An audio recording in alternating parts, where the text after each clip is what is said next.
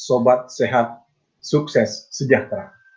Generasi muda, pelajar dan mahasiswa yang saya banggakan, calon pemimpin bangsa yang akan datang. Pada pertemuan kali ini, saya akan menjelaskan suatu grafik garis yang berganda, di mana akan dibuat pada satu tempat, tetapi datanya agak timpang, agak jauh. Yang satu kecil datanya, misalnya, yang satu sangat besar. Nah, maka apabila kejadian begitu, kita bisa buat dua sumbu. Jadi yang satu, misalnya sumbu sebelah kiri, pertama, primary, yang satu sumbu vertikalnya yang sebelah kanan, secondary.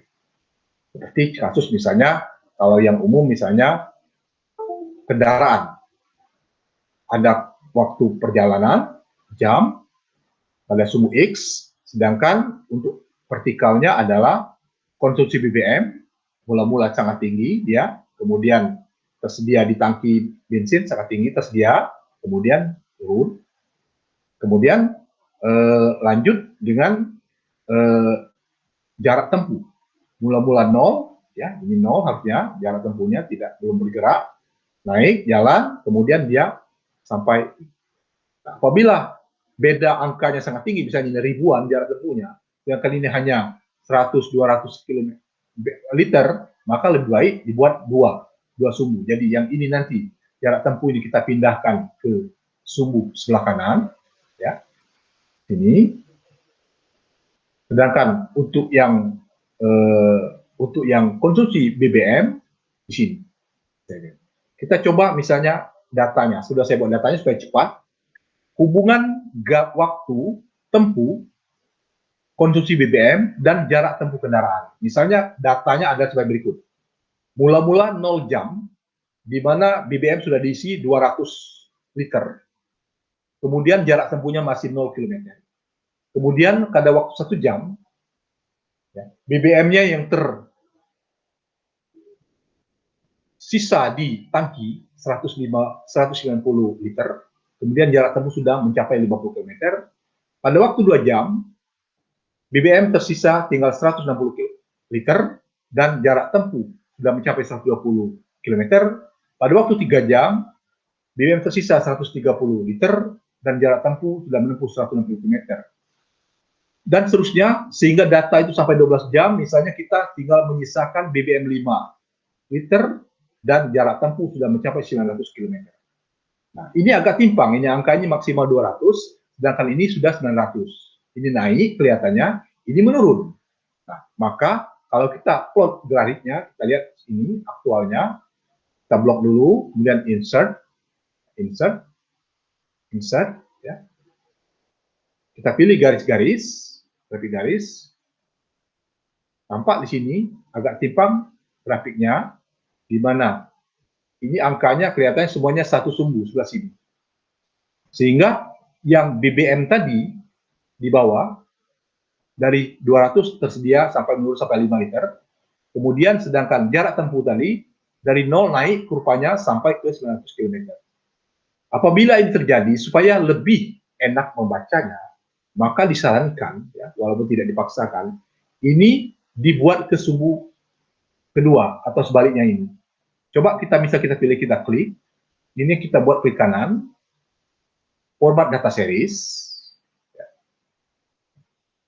Kemudian kita pilih ini secondary, maka dia akan menjadi kelihatan bahwa jarak tempuh itu sudah pindah sebelah kanan. Acuannya, angkanya kelihatan dari 0 sampai ke 900 sampai 1000. Sedangkan ini jadi naik kurvanya, karena apa? Kalau skalanya dari 0 sampai 250. Jadi ini konsumsi daripada BBM atau BBM yang tersedia dalam tangki. BBM yang tersedia dalam tangki. Nah, kalau kita ingin membuat aksesnya, title-nya, maka kita tinggal pilih aksesnya. Ini, ya. Primary access, ya, ini. Oh, maaf. Kita kembalikan lagi. Nah, kalau kita lihat ini, jadi aksesnya, ya, title ini. Nah, ini ada tadi primary, ada secondary. Jadi kita isi semua. Ini secondary-nya, secondary horizontal. atau ini secondary vertikal. Oke. Nah, sekarang untuk ini title-nya, title kita isi juga, title, ya. Ini untuk, misalnya tadi ini untuk kita isi, jadinya tadi jarak tempuh, kilometer, kemudian sini waktu tempuh, ya, waktu tempuh,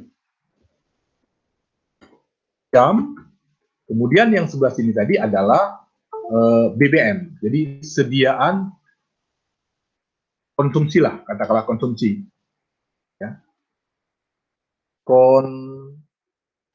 konsumsi, kesediaan BBM ya,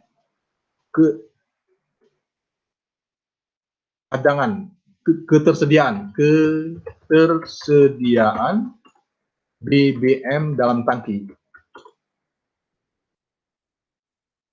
maksudnya dalam tangki mobil, jumlahnya liter. Nah, ini kelihatan sudah. Nah, kalau mau judul boleh, kalau tidak ini.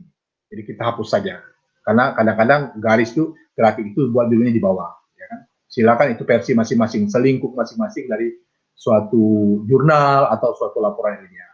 Nah, ini kelihatan bahwa jarak tempuh yang merah ini ke sini, sedangkan kesediaan BBM dalam tangki mobil ada ini, semakin lama menurun.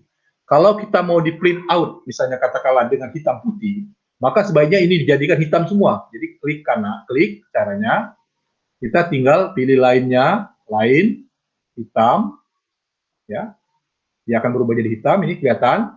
Kemudian markernya, tanda itu kita ubah tandanya, misalnya kita build in, kita jadikan misalnya tandanya seperti ini, dan kita besarkan misalnya, bisa lagi. Kemudian kita fill, ya, kita fill dengan hitam misalnya, dengan hitam. Kemudian bordernya juga kita pilih hitam, sehingga dia akan menjadi seperti ini. Nah, otomatis juga legendanya akan berubah, serangan sini akan berubah menuruti apa yang di kurva. Kemudian yang ini, yang satu yang BBM, kesediaan BBM sama. Jadi caranya kita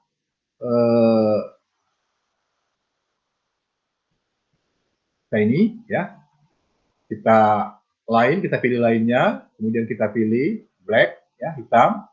Selanjutnya markernya option, kita build in, kita pilih bebas segitiga atau apa, ya. Kemudian kita besarkan sedikit misalnya. Kemudian marker tandanya hitam dan bordernya kita tanda hitam juga.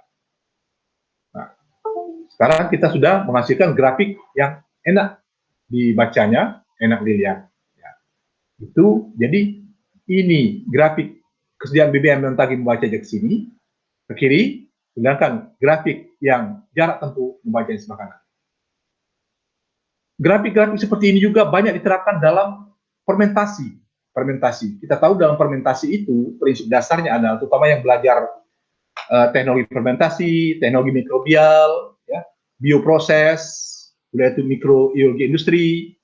Kita tahu waktu fermentasi, pada awal fermentasi, pertama-tama substrat itu tersedia sangat banyak. Substrat itu adalah karbohidrat yang dikonsumsi oleh mikroba, jasad enik, yang kita biarkan dalam fermentor. Katakanlah sediaannya banyak. Ketika mikroba itu mulai berkembang biak dalam fermentor, tubuh dia mengkonsumsi substrat sehingga dia akan tumbuh berkembang. Nah, kalau dia tumbuh berkembang, maka kesediaan substrat atau gula atau karbohidrat itu akan makin lama makin menurun. Jadi berbanding terbalik. Mikrobanya tumbuh berkembang, sedangkan substratnya semakin lama semakin menurun, semakin lama makin menurun. Nah, mikroba itu tumbuh dan berkembang, maka pada dinding selnya akan keluar produk. Produk itu juga akan tumbuh, akan terbentuk produk akan terbentuk. Seperti sehingga secara teoritis rupanya sekitar ini. Nah, kita contohkan hasil penelitian saya, misalnya katakanlah ya, suatu percobaan pembuatan biosurfaktan secara fermentasi. Ini waktu fermentasi dari 0 jam sampai ke 72 jam, 3 hari. Kemudian ini tumbuhan mikrobanya, selnya. Ini tumbuhan mikrobanya, ya. Ini sudah saya tulis supaya cepat, ya. Kemudian ini pembentukan produknya, biosurfaktannya P, saya tulis. Kemudian konsumsi substratnya kita siapkan adalah 40 gram per liter sediaan gulanya, substratnya, setiap mau fermentasi. Ya, itu konsumsinya. Jadi mula-mula sedia 40, turun. Kemudian pH-nya kita atur sedemikian rupa sehingga pH-nya berkisar antara 4 sampai 5. Kita atur sedemikian rupa, pH itu tidak boleh jauh perbedaannya karena mikroba akan mati. Nah, ciri khas surfaktan, bisurfaktan itu adalah dia mampu menurunkan tegangan permukaan. Apa itu surfaktan? Surface active agent yang banyak digunakan pada industri-industri pembuatan sabun, pembersih, ya, cat dan sebagainya, kemudian industri kosmetik, farmasi dan makanan dan sebagainya. Karena surfaktan itu mempunyai sifat dua, yaitu senang dengan air dan senang dengan lemak atau minyak, sehingga dia dapat menurunkan daki atau kotoran-kotoran pada baju, pada badan kita. Itu banyak ditambahkan dalam sabun, dalam pembersih, karena dia punya dua sifat. Ya. Jadi itu ciri khasnya, dia mampu menurunkan tegangan permukaan. Bagi orang-orang sosial mungkin agak aneh itu, agak asing, tapi prinsipnya adalah surfaktan itu sendiri banyak digunakan dalam semua aspek kehidupan industri, ya kan? Nah, saya tujukan ini penjelasan ini tentu saja pada orang-orang yang mempelajari teknologi fermentasi, pertumbuhan mikroba, terutama kinetika mikroba atau mikroorganisma. Kalau kita punya data seperti ini, kita tinggal blok garisnya, grafiknya, kita blok. Sama seperti tadi, seperti perjalanan mobil tadi, insert. Ya. Kemudian kita akan dapat grafik ini. Tentu kalau kita terima grafik apa adanya, tentu sulit membacanya bagi orang-orang umum. Kita besarkan dulu, ya. Nah, jadi sementara kita ini kan dulu, tertutup dulu yang teori tadi, ini. Jadi ini grafiknya. Nah, kalau mau judul, title dibuat sini juga boleh apa, tapi kalau tidak mau cepat, kita hapus saja. Misalnya kita mau judul di bawah, nanti kalau dalam laporannya, misalnya, silakan. Ya.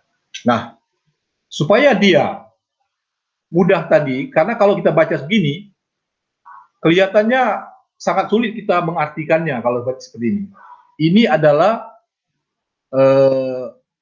jumlah daripada ini tegangan permukaan yang biru ini, tegangan permukaan, sedangkan yang ini adalah substrat, konsumsi substrat daripada mikroba, sedangkan yang ini adalah pH, derajat keasaman, kemudian yang merah ini adalah produk, ya, produk, sedangkan sel ini tidak kelihatan, sangat rendah, angkanya sangat rendah, perhatikan angkanya. Ini 0,000, sedangkan ini bilangan ya satuan sudah besar. Maka kalau ini terjadi, sebaiknya kita harus merubah ini pada dua sumbu. Jadi yang ini kita samakan sumbunya, yang dua ini karena 0,00, sedangkan yang tiga ini, ya, sebaiknya kita pindahkan ke sumbu lain. Misalnya sumbu sekunder, ya, kita coba sekarang. Kita coba, ini kita coba, kita klik, kita coba dulu ini, ya, kita klik kanan, ya, klik kanan, secondary, maka dia begitu, ya, berarti sudah kelihatan bahwa ini mengacu ke sini, yang tegang permukaan itu mengacu ke sini, karena angkanya besar, angkanya dari diperhatikan 72. Kemudian yang satu ini, ya, otomatis juga kita ingin lihat dia naik, tapi kita bisa klik supaya sama, karena untuk kita akan mengangkat grafik pertumbuhan mikroba dengan grafik pembentukan produk. Jadi ini kita klik kanan juga, ya, secondary, kita pilih, ya, sehingga dia jadi begini. Kelihatan bahwa grafik ini dia sudah mengacu ke sini juga, ke secondary. Nah, akibatnya pH naik, grafik pH ini, karena dia masih di sini sebelah kiri, dan ini belum kelihatan, belum naik. Nah, supaya ini turun dan ini naik, maka ini kita klik secondary juga, kita buat secondary. Nah, kalau dia secondary, maka otomatis grafik daripada pertumbuhan mikroba ini dia akan naik, karena satuannya dia ke sini, dia mengacu ke sini.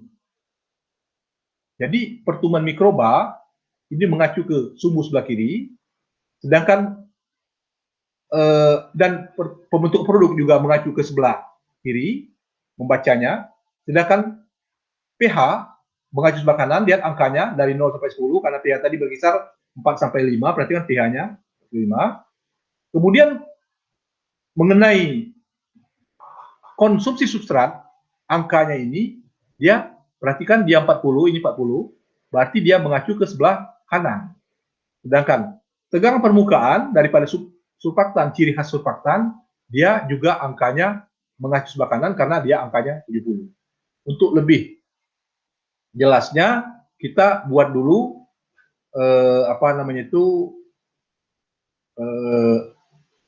lebih besar ya supaya nggak mudah pemahamannya.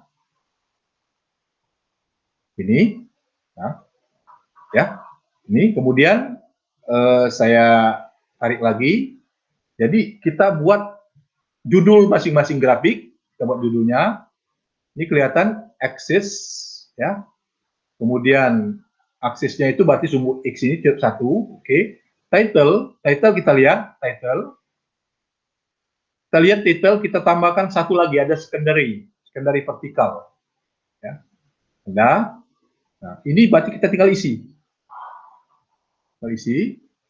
Ini tadi khusus untuk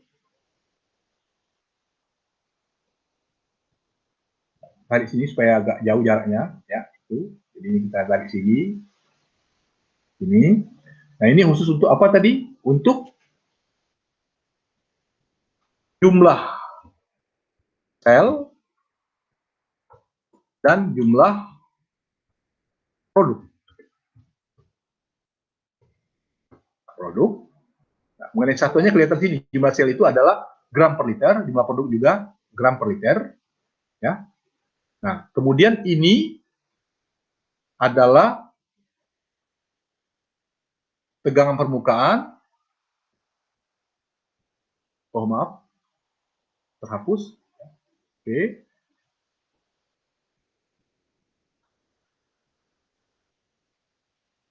Oke. Ini tegangan permukaan. Kemudian dan konsumsi substrat. Jadi gula tadi substrat. Kemudian ini, oh ya, yang kurang pH juga. pH, jadi ini juga pH. Nah, ya. Ya. Kemudian kalau kita sudah baca ini, ya, supaya lebih besar, ini kita klik lagi, ini bisa jadi misalnya 12, ya. Kemudian ini kita naikkan supaya terpisah, legendanya kelihatan, nyata kelihatannya ini. Nah, ini kita besarkan juga. Ya, ini aksesoris saja, tinggal penambahan saja supaya mudah membacanya, supaya pembaca mudah membacanya. Kalau mata-mata orang masih muda mungkin cepat, tapi kalau orang sudah tua mungkin agak repot. Jadi kita tambahkan dengan kita besarkan misalnya menjadi 10, ya. Ya kelihatan, ya. Kemudian sama seperti saya tadi, kalau mau misalnya katakanlah dirubah, ya. Tapi saya kira silakan dipelajari saja. Kalau mau dirubah warnanya, silakan diklik tadi, klik kanan, ya. Tinggal dibenahi legendanya, warnanya hitam dan sebagainya. Itu yang perlu saya inikan, dan ini sangat penting ketika kita menyajikan penelitian khususnya dari teknologi fermentasi. Kalau mau melihat hubungan antara waktu fermentasi dengan pertumbuhan mikroba, pembentukan produk, dan konsumsi substrat. Jadi dibuat dalam satu grafik supaya mudah mempelajari kinetika pertumbuhannya. Itu bagi orang-orang yang belajar teknologi fermentasi atau bioproses sudah tahu itu. Nah, ini waktu fermentasi, ya, fermentasi, ya. Ini waktunya misalnya jam, misalnya, ya, kelihatan. Nah, tinggal untuk menjadikan hitam, sebagai saya ajarkan sebelumnya tadi, bisa diklik saja. Saya untuk menghemat waktu, saya kira itu pelajaran untuk saat ini. Mudah-mudahan ada manfaat. Selamat belajar, semoga Anda semua tetap bersemangat walaupun ini eranya masih COVID-19, tetap semangat belajar dengan kawan, belajar melalui YouTube, belajar melalui Google, di internet sebagainya. Banyak sekali sedia orang-orang yang menyediakan ilmu pengetahuan yang kita bisa sadap, yang bisa kita contoh, yang bisa kita tiru. Terima kasih. Semoga kita semua berhasil. Salam sobat sukses, sehat sejahtera.